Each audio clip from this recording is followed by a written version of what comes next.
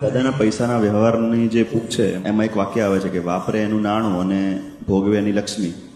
તો એના પ્રમાણે જો પુણ્યથી જ જો લક્ષ્મી આવતી હોય તો લક્ષ્મી માટે ચિંતા કેમ થાય છે? જ્ઞાન નથી અને સાચી સમજણ નથી કેવી રીતે આવશે. હું કરું તો જ આવે એવું સમજે છે. હું મહેનત કરું તો જ આવે, અને મહેનત નહીં, હું આમ ગોટાળા કરું તો જ આવે, આમ ભેળસેળ કરું તો જ આવે, આમ વિશ્વાસઘાત કરું તો જ આવે. બધા એવું જ કરે છે ને કે બધા કહું આમ ખાડામાં પડે તુંય પડ બી કે ના, એ ના પડાય. તો આ વિજ્ઞાન જાણો. દાદા કે પુણ્યનું ફળ છે, અને પુણ્ય ધર્મ કરવાથી પુણ્ય બંધાય છે, અથવા આત્મા આરાધનાથી પુણ્ય બંધાશે. એના બાય પ્રોડક્શનમાં લક્ષ્મી તો એની મેળે આવશે.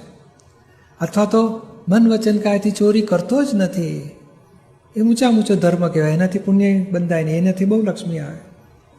ચોરીઓ કરો એટલે બીજાને છેતરપિંડી, વિશ્વાસઘાત, અધર્મ કર્યો એટલે પાપ બંધાયું. પાપનું ફળ લક્ષ્મીના અંતરાય વધશે ઉપરથી. એની સામે પછી કેવું જ્ઞાન ના, એટલે હવે અંદરમાં અવળું ઊભું થાય ને તો ધો કરવું આપણે.